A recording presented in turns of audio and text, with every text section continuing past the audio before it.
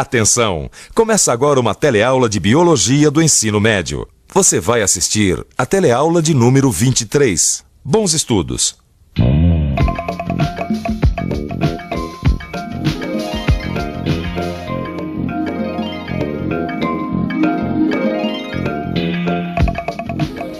Você já reparou como os bichos estão agrupados por aqui?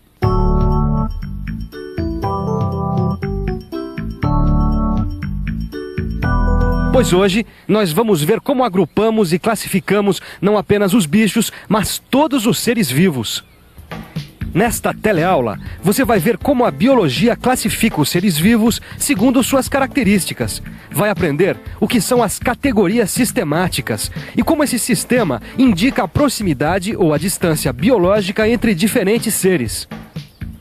Flávia, me ajuda, filha. Ai, nossa, que Cuidado. Cuidado pra não estragar esse couve-flor. Ai, acho que não ficou faltando nada, né? Mãe, telefone. Ai, Renato, então ajuda a tua irmã a arrumar essa compra aqui enquanto eu atendo o telefone. Tá legal.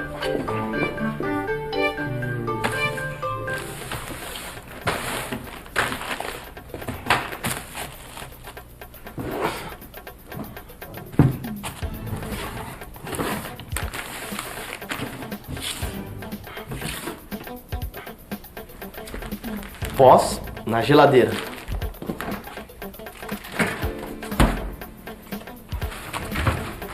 Vegetais no armário de baixo.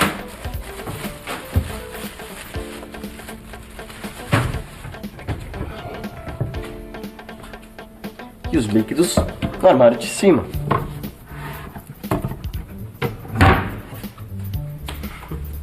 Prontinho. Que prontinho, porque você arrumou tudo errado. Como é que põe leite com água sanitária, sal e sapólio na geladeira, couve-flor com feijão? Ah, Flávia, tá tudo agrupado. Olha só. Líquido com líquido, vegetal com vegetal e pós com pós. Esse foi o meu critério. Critério é um conjunto de características utilizadas para a classificação das coisas. O Renato, por exemplo, utilizou para guardar as compras o critério de agrupar os produtos com a característica de serem vegetais em um armário, os produtos com a característica de serem líquidos em outro e os produtos em pó na geladeira. Já a Flávia está aplicando um outro critério. Ela está colocando os produtos de limpeza no armário de baixo, os que precisam de refrigeração na geladeira e os secos no armário de cima. Viu só o meu critério? É esse que todo mundo usa. Tá legal, eu vi. Mas tem uma coisa que eu ainda não entendi. O que é que essa história de separar as coisas de acordo com as suas características tem a ver com a biologia? Pois os biólogos fazem a mesma coisa com os seres vivos. Isto é, eles estudam as características, as semelhanças e as diferenças entre os seres vivos e criam critérios para ordená-los em grupos. Bom, um desses critérios usados para a classificação biológica é a maneira como os seres vivos obtêm alimento. Aí a gente já consegue separar dois grandes grupos. O dos seres vivos, que produzem o seu próprio alimento através da fotossíntese, quer dizer, os vegetais, e dos seres vivos que se alimentam de outros seres vivos, os animais, fungos, etc. Dentro de cada um desses dois grandes grupos, os vegetais e os animais, existem vários grupos menores, segundo as características observadas. Se tem antena, escamas, como respira, quantos pés tem, qual o tamanho das folhas, etc. Vamos dar uma olhada em algumas divisões dos vegetais.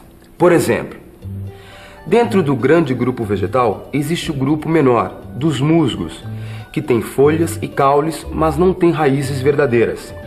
Outro subgrupo é o da samambaia, de folhas recortadas que tem esporos na parte inferior. Já as características das gimnospermas é formar sementes, mas não frutos, enquanto as angiospermas formam sementes, frutos e flores. Ai, mãe! Que foi? O Dudu tá criando uma minhoca, um gafanhoto e um caramujo dentro do quarto, mãe. Só que não é o Dudu, não. Essas gracinhas aqui são minhas.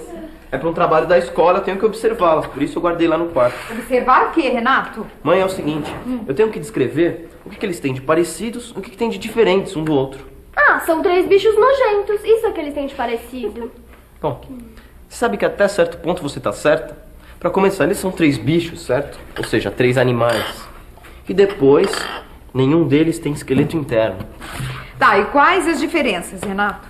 Bom, até onde eu pude observar, as diferenças são as seguintes, olha. As minhocas têm um corpo longo e cilíndrico. O caramujo também tem o corpo mole, só que é coberto por uma concha, para proteger. E os gafanhotos, que têm as patas articuladas. Olhem só que interessante.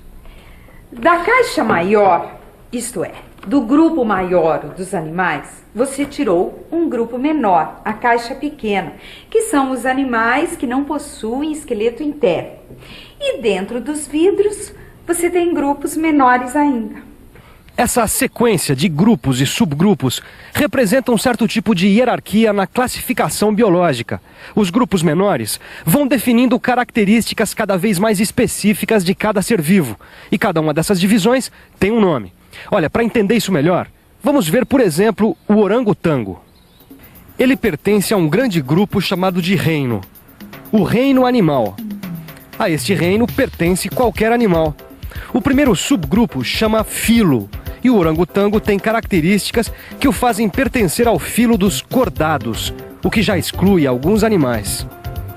O subgrupo seguinte é o da classe, e o orangotango é da classe dos mamíferos, que tem características comuns a um número menor de animais.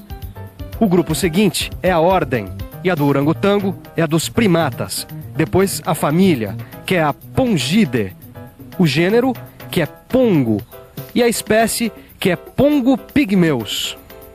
Esses grupos que você acabou de ver são as chamadas categorias sistemáticas. Essa classificação vai de características mais gerais até as mais particulares. Ela identifica completamente cada ser vivo, quase como se fosse o endereço biológico de cada um. Não é muito diferente do que a gente faz para identificar uma pessoa no endereço de uma carta. A primeira coisa a identificar é o país ao qual pertence a pessoa endereçada. Equivaleria a definir o reino a que pertence o ser vivo. Depois, o estado. Equivaleria ao filo. A cidade seria a classe. O bairro, a ordem. A rua, a família. E o gênero, a casa. E a espécie equivaleria ao nome da pessoa. Chegou uma carta pra mim. De alguém próximo ou distante? Próximo da família. Então não tem graça, né, mãe? Ai, você ia achar engraçado se fosse de um marciano. É que nem criar esses seus bichos aí. Por que você não cria um bicho mais próximo? E o que você chama de um bicho mais próximo? Ah, sei lá, um cachorro, um gato. Um orangotango? Um orangotango é um ser muito próximo do homem na classificação biológica. Você se lembra da história da carta e do endereço? Pois então, em termos de endereço biológico, nós podemos dizer que moramos no mesmo bairro que eles. Nós podemos dizer que nós temos mais características em comum com os orangotangos do que, por exemplo, com a onça, o urso ou a garça. Nós podemos dizer que esses animais estão mais distantes de nós do que os orangotangos, porque eles têm conosco menos características comuns. E quanto mais distantes estão dois seres, menos grupos eles partilham na classificação biológica. Olha só, como a onça, somos do reino animal, do filo cordado, da classe mamífero. Termina por aí, porque a ordem da onça é carnívoro e a do homem é primata, a mesma do orangotango. A organização dos seres vivos dentro dessas categorias já fornece uma série de informações sobre eles. Por exemplo, se um ser está classificado no reino animal, eu já sei que ele não realiza fotossíntese, mas se alimenta de outro ser, como é a característica desse reino. A mesma coisa com cada uma das outras categorias. Flávia, que isso? Adivinha? É um mamífero. Bom, então no mínimo deve ter glândulas mamárias e o corpo recoberto por pelos. Como que você adivinhou? Flávia, porque essas são as características de todos os mamíferos. Aliás, esse não vai ficar aqui. Ah, mãe, se o Renato pode tirar aqueles bichos lá dele, eu também posso ter o meu. Mas é diferente, Flávia. Ah, por quê, mãe? Por quê? Por quê? Mas é óbvio, né, Flavinha? Porque os mamíferos dão muito trabalho. Agora, Se você quiser criar um lindo animalzinho da classe aracnídeo, eu empresto o meu pra você. Fora vocês dois com os dois bichos! Aqui dentro só será permitida a presença de seres da espécie Homo sapiens. Homo sapiens é o nome da espécie humana.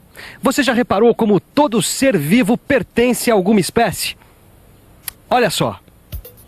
O nome da espécie tem sempre duas palavras. A primeira é o gênero a qual o ser pertence e começa com a letra maiúscula. A segunda palavra começa com minúscula e são sempre escritos em latim. O latim é uma língua morta, porque ela não é mais falada por nenhum povo. Por isso, a biologia a utiliza para a classificação dos seres.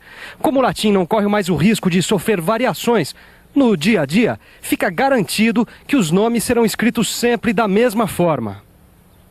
O uso da classificação biológica ajuda a sistematizar o nosso conhecimento. Quando algum novo ser vivo é descoberto, suas características são analisadas e ele pode ser classificado no grupo correspondente.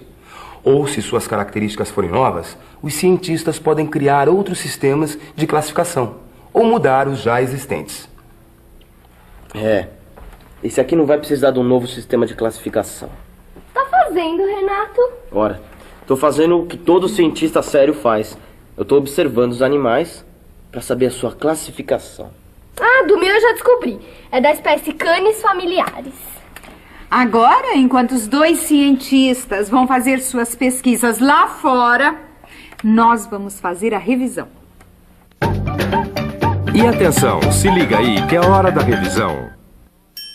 Na teleaula de hoje, você aprendeu que os biólogos estudam as diferenças e semelhanças entre os seres vivos e estabelecem critérios para classificá-los. Viu que através das categorias sistemáticas, organizamos todos os seres vivos segundo suas características. E viu como a classificação biológica ajuda a sistematizar nosso conhecimento e a definir as características dos seres vivos. Bom, agora é com você. Tem muito bicho esperando para ser classificado nos exercícios do seu livro. Bom trabalho e até a próxima!